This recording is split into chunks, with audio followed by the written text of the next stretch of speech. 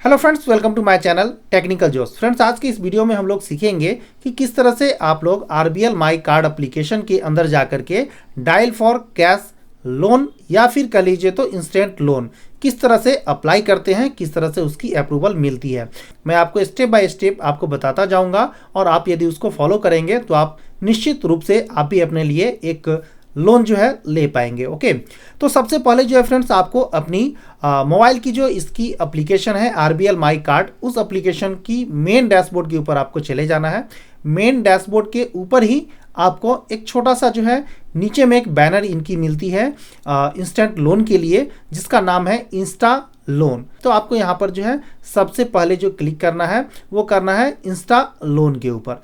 अगर आपके पास ये बैनर जो है नीचे शो नहीं हो रही है एप्लीकेशन में, तो इसका जो है सेकंड गेटवे भी दिया गया है। नीचे में आपको बहुत सारी जो है टैब दिखती हैं। उन टैब में से जो दूसरे नंबर पर एक टैब है एक्सक्लूसिव फैसिलिटीज़, तो इस टैब के ऊपर भी क्लिक करके आप इस तरह के एक पेज के ऊपर पहुंच जाएंगे और जहां पर कि आप देख सकते हैं यहाँ पर एक ऑप्शन आपको मिलता है अनलॉक का। तो जो अनलॉक की जो बटन है, जब आप इसके ऊपर क्लिक करेंगे तो आपके सामने जो एक चार्ट आ जाएगी, जिसके माध्यम से आप सेलेक्ट कर पाएंगे कि कितना इंस्टेंट लोन आप लेना चाहते हैं और कितनी अवधि के लिए, कितने साल के लिए आप लेना चाहते हैं। ओके, तो चलिए फिलहाल मैं यहाँ से बैक हो जाता हूँ और अपने होम डैशबोर्ड के ऊपर चलता हूँ और होम डैशबोर्ड के जो नीचे जो बैनर आती है ना, वहाँ से अप्लाई करना मैं आपको बताता हूँ। दोनों भी सेम ही प्रोसेस है, कोई भी अंतर नहीं है। ओके, तो इतना अंदर जाने की भी जरूरत नहीं है, इसलिए मैं जो है आपको होम डैशबोर्ड से लेके चलता हूँ। तो चलिए यहाँ से मैं फिलहाल जो है बैक कर देता हूँ। ओके, इसके बाद जो फ्रेंड्स, चलिए अब हम अपने होम डैशबोर्ड के स्क्रीन के ऊपर है। यहाँ पर आप देख सकते हैं जो इंस्टा लोन का जो ऑप्शन आ रहा है, इसके ऊपर आपको क्लिक करना है। तो फ्रेंड्स, आपके सामने कुछ इस तरह का एक बैनर चार्ट आ जाएगा, जिसमें कि आपको लोन की अवधि और लोन का अमाउंट पहले से ही प्री डिफाइंड किया हुआ होगा कि अगर आप इतने साल के लिए लोन लेना चाहते हैं तो इतना अमाउंट लेना पड़ेगा, या फिर अगर आप इतने अमाउंट लेना चाहते हैं तो आपको इतने साल के लिए लेना पड़ेगा। जैसे कि इनकी ईएमआई की जो टर्म अवधि देख सकते हैं 12 मंथ की है, 18 मंथ की है, 24 मंथ है, 36 मंथ है और 48 मंथ्स है। तो आप अपनी जो है रिक्वायरमेंट के हिसाब से यहाँ पर देख लीजिए कि कौन सा जो अवधि है आपको सेलेक्ट करना है। जैसे कि मैं अपने रिक्वायरमेंट के हिसाब से, मुझे यहाँ पर 3 लाख से ज़्यादा की लोन चाहिए, तो यहाँ पर सबसे लास्ट वाला जो 48 मंथ्स है उसको सिलेक्ट करना पड़ेगा। तो ये जो सर्कल है, लास्ट वाला एक सर्कल है, वो एक बटन है, इसको आपको सेलेक्ट करना पड़ेगा। वैसे यहाँ पर आप देख सकते हैं फ्रेंड्स, इसकी जो स्टेप है इस लोन अप्लाई करने की, यहाँ पर टोटल 4 स्टेप हैं। आपको ऊपर में देख सकते हैं select loan offer, select amount, inter bank details और ओटीपी वेरिफिकेशन। यही 4 स्टेप आपको फॉलो करने हैं। बहुत ही ईजी स्टेप्स है, तुरंत ही हो जाएंगे। तो जिसमें कि अभी यह पहला स्टेप हम लोग कर रहे हैं कि सिलेक्ट लोन ऑफर, कि लोन का जो ऑफर जो टर्म है वो हम कितने समय के लिए लेना चाहते हैं। इस वाले पेज के ऊपर ऑलरेडी हम हैं। तो चलिए यहाँ से मैं 36 मंथ वाला जो हमारा टैब है उसको सिलेक्ट कर देता हूँ। ओके, सेलेक्ट करने के बाद आपके सामने नेक्स्ट पेज आ जाएगी। इस पेज के ऊपर देख सकते हैं यहाँ पर इस समय जो है हम सेकेंड पेज के ऊपर हैं, जिस पेज का नाम है सेलेक्ट अमाउंट। यहाँ पर जो है मैनुअली आपको आप जो है अमाउंट को यहाँ से सिलेक्ट कर पाएंगे कि कितना अमाउंट आप यहाँ से लेना चाहते हैं। मैंने आपको पहले ही बताया था कि यहाँ से जो है मैं 3 लाख के आसपास का लोन लेना चाहता हूँ। तो अगर मैं 3,10,000 या 3,20,000 लेना चाहता हूँ तो यहाँ से मैनुअली मैं टाइप कर सकता हूँ, है ना। या फिर यहाँ पर भी आपको एक स्लाइडर जो है बटन मिलती है, उस स्लाइडिंग बटन को भी आप राइट साइड लेके जाएंगे तो मैक्सिमम जो अमाउंट है ना, वहाँ तक आप इस लोन को जो है ले पाएंगे।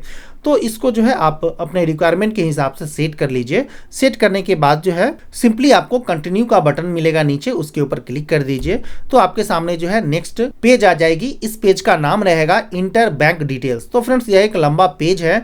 यहाँ पर जो है आपकी जो ईएमआई कितनी बन रही है, अपने जो रिक्वायरमेंट और जो साल चूज किया है उसके हिसाब से कितनी ईएमआई बनेगी और कितने मंथ के लिए लिया है और इसका रिड्यूसिंग इंटरेस्ट रेट कितना पड़ेगा, उसकी डिटेल आपको इस पेज के ऊपर मिल जाएगी। और जो भी प्रोसेसिंग फ़ी होगा इस लोन के लिए, इसकी भी डिटेल आपको यहाँ पर मिलेगी।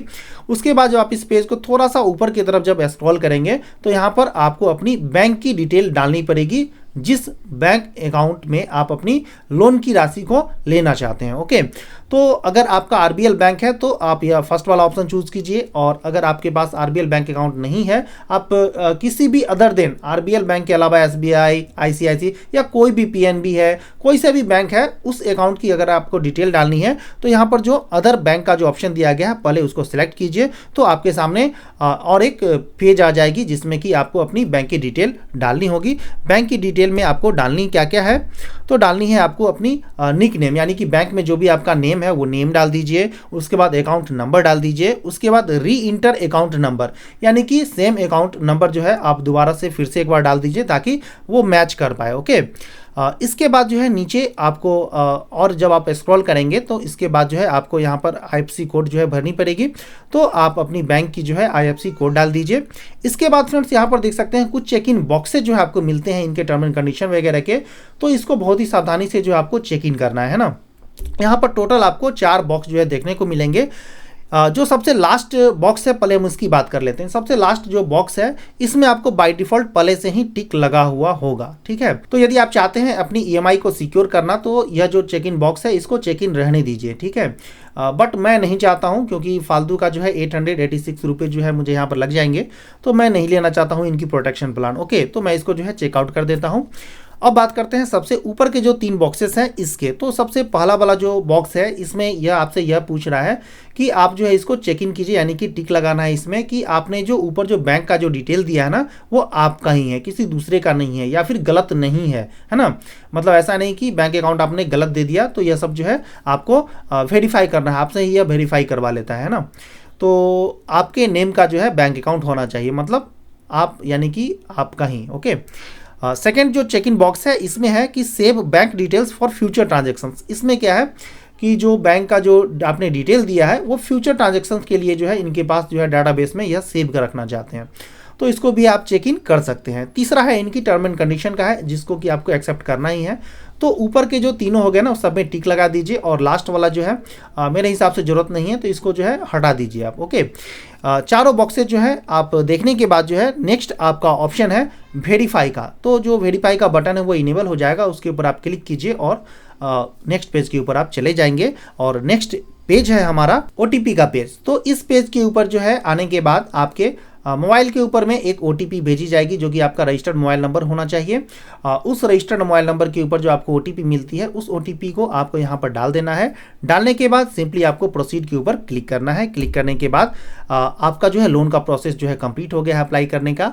इसके बाद तो इस तरह की एक पॉपअप बैनर जो है आपके सामने आ जाएगी और आपको इन्फॉर्मेशन देगी कि आपने जो भी रिक्वेस्ट किया है वो जो है सक्सेसफुली हमें रिसीव हो गया है, और 48 आवर्स के अंदर जो है आपकी रिक्वेस्ट के ऊपर जो है सुनवाई की जाएगी। ओके, और साथ ही तुरंत जो है आपके पास एक एसएमएस भी बैंक से प्राप्त होगा कि आपने डायल फॉर कैश के लिए जो रिक्वेस्ट किया है वो हमें रिसीव हो चुका है। ओके, तो सिंपली अब आप यहाँ पर ओके कर दीजिए और आपकी जो है लोन अप्लाई करने की जो प्रोसेस थी वो कंप्लीट हो गई है। इसके बाद आप ऑटोमेटिक से आरबीएल माई कार्ड एप्लीकेशन की होम डैशबोर्ड के ऊपर आ जाएंगे। इसके बाद जो है फ्रेंड्स मैं आपको बता दूं कि जब हमने अप्लाई किया तो अप्लाई करने के बाद जो है यहाँ पर चूंकि ये 48 आवर्स बोल रहे थे, बट लगभग जो है 1 वीक के बाद जो है डायरेक्ट जो है मुझे हमारे बैंक अकाउंट में जो भी राशि हमने यहाँ पर अप्लाई किया था वो मुझे प्राप्त हो गई। और उसके बाद जो है यहाँ पर आप इससे आपके लोन से रिगार्डिंग जो है कुछ डिटेल्स हैं जिसको कि मैं यहाँ पर आपसे शेयर करना चाहूँगा कि जब भी आप मान लेते हैं या लोन अप्लाई करते हैं ना, तो इसकी जो बिल जनरेशन है ना वो जो आपका क्रेडिट कार्ड का जो बिल जनरेशन है सेम टाइम में होता है। सपोज कीजिए कि अगर आपके क्रेडिट कार्ड का जो राशि है, जो स्टेटमेंट है वो 14 को जनरेट होता है एवरी मंथ, तो यह जो लोन आपने अप्लाई किया है इसकी भी जनरेशन जो है वो 14 को ही होगी एवरी मंथ में। और इसको जो है पे करने के लिए आपको सेम उसी तरह से जो वहाँ से जो है 20 डेज मिलेंगे अगले मंथ के लिए, है ना। तो मान लेते हैं अगर आपने 14 जनवरी को सपोज अप्लाई किया है तो सेम इसी तरह से आपको 1, 2 या 3 तारीख रख लीजिए। तो थोड़ा सा जो है मंथ के जो है 30 या 31 के कारण जो है ना 1-2 दिन डेट जो है आगे पीछे चलता रहता है, तो उस डेट तक आपको इनकी जो ईएमआई होगी ना हर महीने की वो भरने होंगे। और यहाँ पर एक जानकारी यह जान लीजिए, जो लोन आपने अप्लाई किया है उसकी पूरी पूरी राशि आपको बैंक अकाउंट में मिलती है। जो प्रोसेसिंग फ़ी है वो आपको उस समय कट नहीं करते हैं। जब आपकी फर्स्ट ईएमआई आप भरेंगे तो उसकी जो बिल होगी ना उसमें ही आपकी प्रोसेसिंग फ़ी की जो राशि है वो ईएमआई में ऐड कर दी जाती है ना। तो फर्स्ट महीने में आपको इनकी जो फिक्स जो ईएमआई आपने जो चूज़ की है वो ईएमआई होगी और साथ में प्रोसेसिंग फ़ी होगा। और इस प्रोसेसिंग फ़ी के ऊपर आपको 18% का जीएसटी भी लगता है। तो यह तीनों राशि जो है आपको फर्स्ट महीने में भरने होंगे। ओके, तो फ्रेंड्स आई होप कि आपको हमारी ये वीडियो जो है पसंद आई होगी। थैंक यू दोस्तों for watching my video. Friends, यदि आपको हमारी वीडियो पसंद आ रही हो तो आप हमारे चैनल को सब्सक्राइब कर लीजिए, साथ ही इस बेल आइकन के ऊपर क्लिक करके नोटिफिकेशन भी ऑन कर लीजिए। Thank you.